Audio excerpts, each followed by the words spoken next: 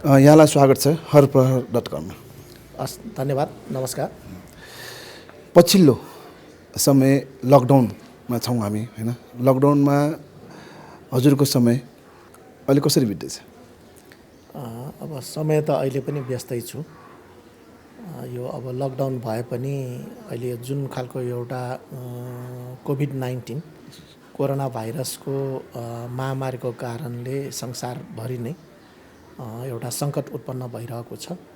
नेपालमा पनि यसले चाहिँ नि एउटा त्रासदीपूर्ण वातावरण चाहिँ नि सिर्जना भएको छ र यो रोगबाट बचाउनको लागि र यसको चाहिँ नि नियन्त्रणको लागि जुन सरकारले कदम चालेको छ, लकडाउन गरेको छ र यसको बिचमा जुन खालको एउटा चाहिँ नि यो सचेतनाका कार्यक्रमहरू र त्यस्तै गरिकन अब राहतका कार्यक्रमहरू र यसको नियन्त्रणको लागि सम्भावित सङ्क्रमणबाट बचाउनको लागि र भोलि सङ्क्रमण भइहाले पनि यसलाई कसरी एउटा चाहिँ नि ह्यान्डल गर्ने भन्ने विषयहरूमा पनि समन्वय गर्ने र स्थानीय तहसँग समन्वय गर्ने, सम्बन्धित निकायसँग समन्वय गर्ने र आवश्यक ठाउँमा चाहिँ नि त्यसको लागि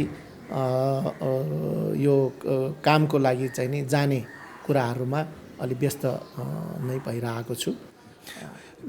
तपाईँले यसो भनिरहँदाखेरि सरकारको भूमिका अहिलेसम्मको अवस्थामा लकडाउन लम्ब्याउने बाहेक अरू केही जस्तो मलाई लागेन। यसमा के भन्नुहुन्छ?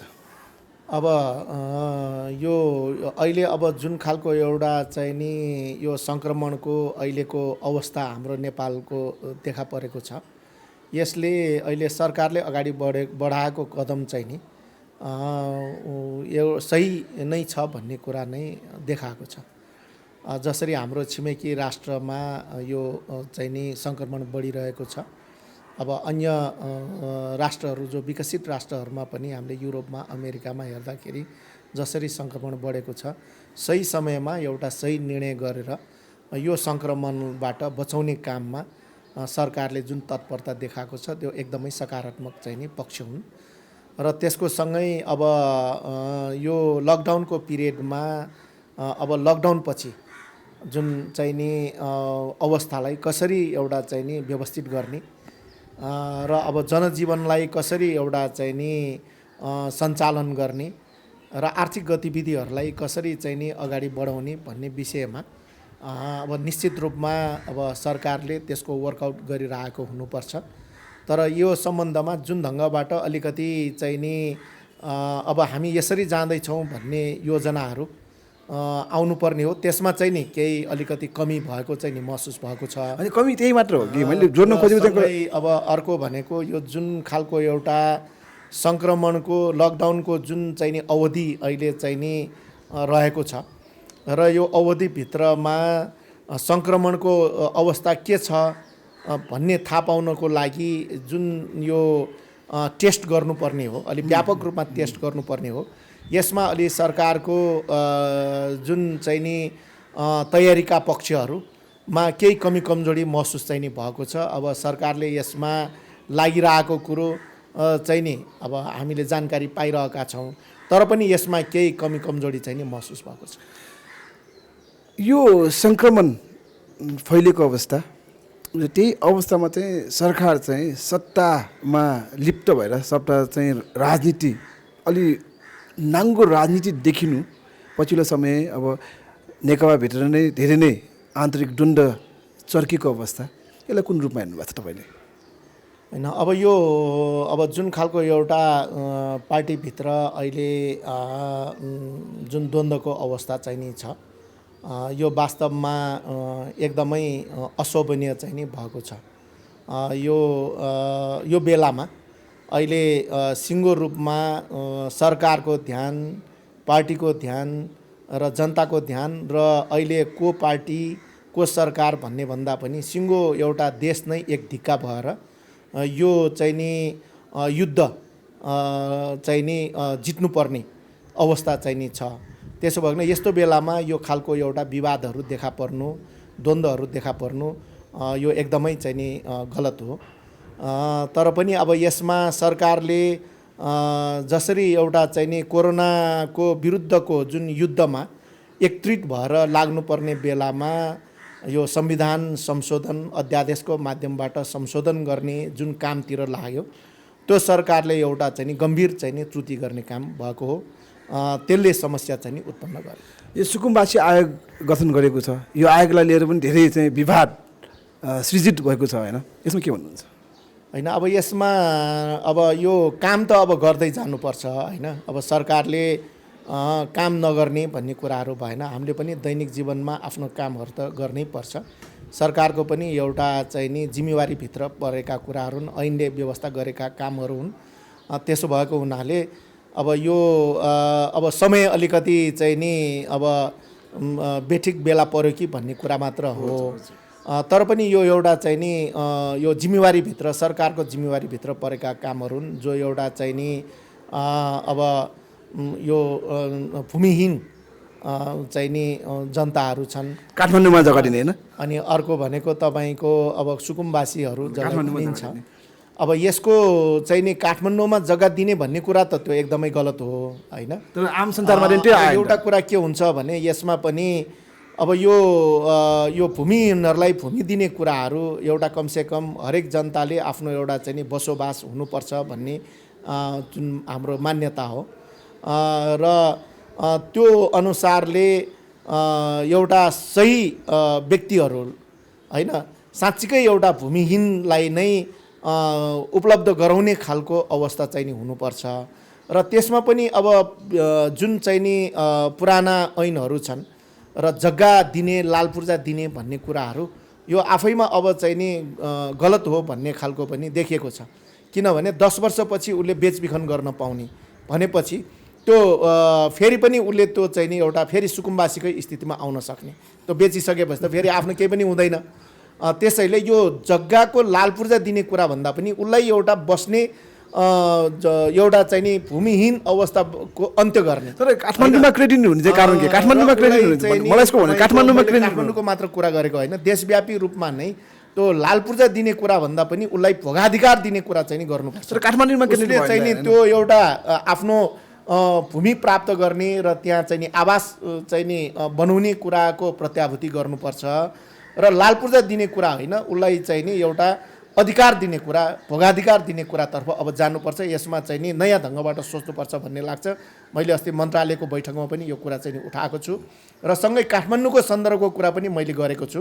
त्यहाँ मन्त्रीजीले पनि के भन्नुभयो भने हामीले काठमाडौँको सन्दर्भमा जग्गा दिने भनेका छैनौँ, त्यो खालको हामीले पारित पनि गरेका छैनौँ र हामीले फेरि के कुरा पनि भनेका छौँ भने यसो गर्दाखेरि जहाँबाट नागरिकता लिएको छ नागरिकताको आधारमा यो व्यवस्था गर्ने काम चाहिँ नि गर्नुपर्छ। यो चाहिँ नि एकदम प्र्याक्टिकल पनि हुन्छ होइन।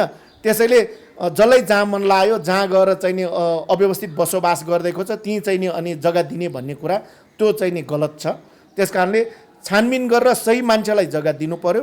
नागरिकताको आधारमा ऊ जुन जिल्लाको नागरिकता छ त्यो जिल्लामा चाहिँ नि उसलाई दिने व्यवस्था गर्नुपर्छ। र काठमाडौँमा अब यो जुन खालको एउटा घना बस्ती छ र यहाँ चाहिँ नि अब सहरीकरणको अवस्था छ, यो स्थितिमा यहाँको सुन्दरतालाई बिगार्ने कुराहरू, यहाँको चाहिँ नि जुन वैभवतालाई बिगार्ने कुराहरू, यहाँका सम्पदाहरूलाई बिगार्ने कुराहरू कुनै पनि हालतमा गर्नु हुँदैन। यहाँ जग्गा दिने कुराहरू हामीले सोच्नु पनि हुँदैन भन्ने कुरा चाहिँ प्रस्तुतमा भनेका छौँ र सरकारको तर्फबाट पनि हामीले काठमाडौँमा जग्गा दिने व्यवस्था गरेका छैनौँ, हाम्रो दिने नीति छैन भनेर स्वयं मन्त्रीजी र स्वयं चाहिँ नि यो आयोगको अध्यक्षले पनि त्यो जानकारी चाहिँ गराउनु। अब यसो भनिरहँदा यो जग्गाको कुरा सकेपछि अर्को कुरामा हामी जाउँ। अर्को चाहिँ कस्तो छ भने पछिल्लो समय अब कोरोनाको सामग्री अथवा औषधि खरिद प्रकरण पनि भ्रष्टाचारको कुरा आयो, यसमा चाहिँ तपाईँ के भन्नुहुन्छ? होइन अब यो व्यापक रूपमा यसको कुराहरू चाहिँ नि पत्र पत्रिकामा समाचार माध्यमहरूबाट आएका छन् होइन। अब यसको विषयमा एउटा चाहिँ नि हरेक कुराहरूको त्यो एउटा चाहिँ नि कानुनी रूपमा त्यो प्रक्रियाहरू अगाडि बढाउनुपर्छ, त्यसको छानबिनहरू हुनुपर्छ र सत्य तथ्य कुराहरू जनताको बिचमा ल्याउनुपर्छ। यस्तो कुराहरूलाई चाहिँ नि यो धाकछोप गर्ने र कुनै पनि एउटा चाहिँ नि छानबिन नगर्ने कुराहरूले त्यो राम्रो गर्दैन, सरकारको छविलाई पनि राम्रो गर्दैन। त्यसले यसलाई एउटा पारदर्शी बनाउने कुराहरू गर्नुपर्छ। प्रश्न उठिसकेपछि के हो भन्ने कुराहरू एउटा छानबिन गरेर आफ्नो एउटा जुन एउटा हाम्रो कानुनी प्रक्रियाहरू छ त्यो अनुसार चाहिँ नि एउटा टुङ्गोमा चाहिँ नि पुर्याउनु। तर यसो भनिरहँदाखेरि सरकार चाहिँ फेरि अब यो प्रक्रियालाई चाहिँ सेनामा लगेपछि चाहिँ अब सोध्ने अधिकार अब आयोगले सोध्ने होइन अनुसन्धान हुने पनि छैन, सेनातिर गइसकेको छ नि त, अब सेनाले चाहिँ गर्ने भन्ने पनि कुरा छ। होइन, त्यसमा पनि पछि पहिला अब त्यस्तो समाचारहरू चाहिँ नि आएको थियो, तर पछि फेरि G2G सरकारकै तर्फबाट चाहिँ नि सम्झौताहरू गरेको सामग्री ल्याउनको लागि अलि छिटो छरितो गर्नको लागि मात्र त्यो ल्याउने कामहरूमा सेना चाहिँ नि ले त्यसमा सहयोग पुर्याउने र G2Gकै आधारमा चाहिँ नि गर्ने भन्ने कुराहरू त्यही आधारमा गरेको छ भन्ने कुराहरू नै आएको छ। अब तपाईँको क्षेत्रको कुरा गरौँ, क्षेत्र नम्बर 8 होइन, यो क्षेत्रमा चाहिँ कोरोनाको प्रभाव असर कुन कुन क्षेत्रमा कसरी देखेको छ? अब अहिलेसम्म भन्दाखेरि अब मैले मेरो क्षेत्रको मात्र कुरा गर्दाखेरि पनि हामी समग्र यो चाहिँ नि भ्यालीको कुरा गर्दा यहाँ चाहिँ नि यहाँको हाम्रो भ्यालीको हिसाबले भन्नुपर्दाखेरि अहिलेसम्म हामी पहिलो चरणमै छौँ। यो अहिले WHO ले जुन खालको एउटा पहिलो चरण दोस्रो चरणको चाहिँ नि व्याख्या गरेको छ, त्यो मापदण्डको आधारमा चाहिँ नि हामी पहिलो चरणमै छौँ।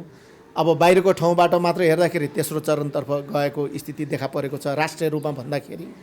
तर यसो भनेर हामी ढुक्क बस्ने स्थिति चाहिँ नि छैन, किन भन्दाखेरि यसको जुन एउटा यो महामारी हो र यसमा कुनै पनि ढङ्गबाट त्यो सङ्क्रमण अगाडि देखिसकेपछि त्यसले कहाँसम्म पुग्छ भन्ने कुराहरू त्यो भन्न सकिन्न। अब हिजो हामी चाहिँ नि 6, 7, 8 भनिरहेको आज चाहिँ नि तपाईँको 109 पुगेको छ होइन। यो एकदम वृद्धि हुने चाहिँ नि जुन सङ्ख्या रेसियो चाहिँ नि बढ्दै गइरहेको छ। त्यसैले यो एउटा हाम्रो लागि एकदमै यो जोखिमपूर्ण सङ्केत चाहिँ नि हो। त्यसो भएको हुनाले यो भ्यालीमा अहिलेसम्म हामी पहिलो चरणमा छौँ, त्यो हिसाबले हामीमा अहिले त्यति चाहिँ नि डराइ हाल्नुपर्ने स्थिति छैन। तर हामी एकदम सचेत हुनुपर्ने र यो भ्यालीलाई चाहिँ नि को विषयमा सरकारले पनि विशेष एउटा योजना बनाउनु पर्ने आवश्यकता छ। किनभने यहाँ त 50औं लाख मान्छेहरू छ यो भ्यालीमा। यो 50औं लाख यो यति एउटा जनघनत्व भएको ठाउँ हो। यहाँ अलिकति मात्र यो जुन चाहिँ नि कम्युनिटीमा जस्तै दोस्रो चरण र तेस्रो चरणमा यहाँ चाहिँ नि प्रवेश गर्यो भने यसले ठुलो एउटा चाहिँ नि हामीलाई समस्या उत्पन्न गर्छ र राष्ट्रिय सङ्कट नै चाहिँ नि यसमा चाहिँ उत्पन्न हुन्छ। यो बम विस्फोट गरे जस्तो हुन्छ। त्यसो भएको हुनाले यसलाई बचाउनको लागि र नियन्त्रण गर्नको लागि यहाँ पस्ने नाकाहरूमा एकदमै अहिले केही समयको लागि निषेध नै गर्नुपर्छ। हामीले यसको उच्च स्तरीय समितिका संयोजकलाई पनि भेटेर यो कुराहरू भनिसकेका छौँ र त्यही पनि अहिले जुन खालको यो स्थानीय जनसमुदायहरूबाट हामीलाई जुन रिपोर्ट आइरहेको छ, मान्छे नयाँ मान्छेहरू प्रवेश गरेर आछ भनेर आतङ्कित भइरहेको छ। त्यसैले यो स्थानीय जनसमुदायको मात्र सरोकारको विषय भएन, यो त सिङ्गो सरकारको विषय हो र सिङ्गो एउटा सबै एउटा जनताको सरोकारको विषय हो। किन यो काठमाडौँको जनघनत्वमा कुनै पनि ढङ्गबाट यो सङ्क्रमण फिँजियो भने यसलाई नियन्त्रण गर्न धेरै गाह्रो हुन्छ। यो धेरै ठुलो मूल्य हामीले चुकाउनु पर्ने हुन्छ। त्यो हाम्रो देशको गम्भीरता छ, गम्भीरता देखेन।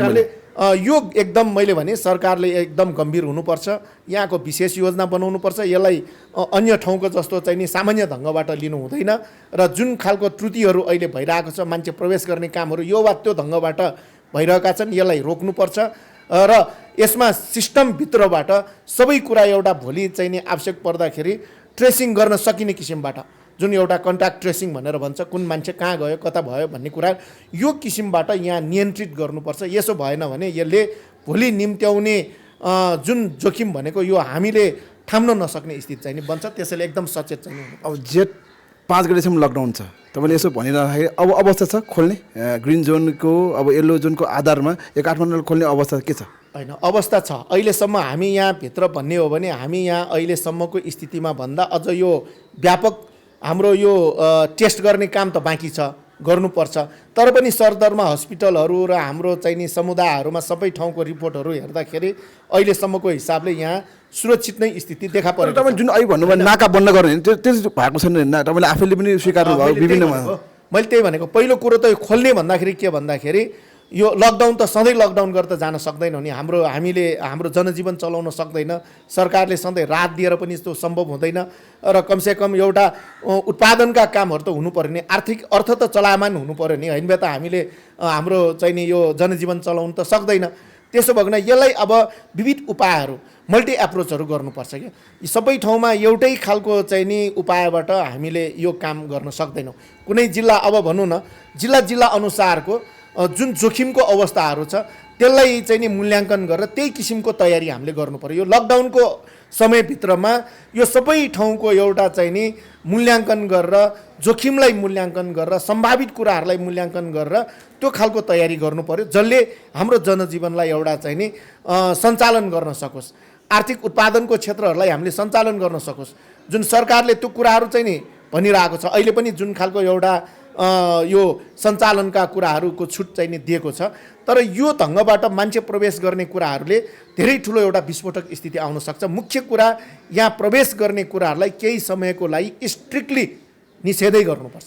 तपाईँले यो अनुरोध पनि गर्नुभएको छ, उनीहरू आन्सर चाहिँ कसो आएको छ? होइन, हामीले अब स्वयं यहाँ चाहिँ नि हाम्रो यो भ्याली यो मेयर फोरमको पदाधिकारीहरू होइन, अब महानगरको मेयर भयो, त्यस्तै गरिकन अध्यक्ष उहाँ नै हुनुहुन्छ, अर्को भनेको ललितपुर महानगरको मेयर उपाध्यक्ष हुनुहुन्छ, अनि यो शङ्खरापुर महानगरको नगरको मेयर सचिव हुनुहुन्छ, र हामी गएर उच्च स्तरीय चाहिँ नि जुन समितिका संयोजक उपप्रधानमन्त्री ईश्वर पोखरेल हुनुहुन्छ, उहाँलाई हामीले यो सबै कुराहरू राखेका छौँ। उहाँले गम्भीरतापूर्वक लिनुभएको छ। हामीले आशा गरेका छौँ कि सरकारले यहाँको विषयमा विशेष ढङ्गबाट यो कार्ययोजनाहरू रणनीतिक योजनाहरू तयार गरेर त्यो कार्यान्वयनमा जानेछ र योलाई चाहिँ नि सुरक्षित बनाउने सिङ्गो देशकै विषयमा हाम्रो यहाँको एउटा मोडालिटीबाट चाहिँ नि यो अवस्था के छ भन्ने कुराहरू बुझ्न सकिन्छ।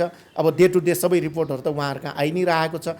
यो सबै हिसाबले यो चाहिँ नि रिस्क एनालाइसिस गरेर त्यो अनुसारको चाहिँ नि व्यवस्थाहरू चाहिँ नि गर्नुपर्छ। मैले उपत्यकाको हकमा भने कि नयाँ मान्छेहरू आज जिल्ला उदयपुर जस्तो जिल्लाहरू, जो चाहिँ नि बाँके जस्तो जिल्लाहरू, आज चाहिँ नि कपिलवस्तु जस्तो जिल्लाहरू होइन, मोरङ जस्तो जिल्लाहरू जहाँ चाहिँ नि आज एउटा चाहिँ नि यो धेरै जोखिमको स्थितिहरू देखिएको छ होइन।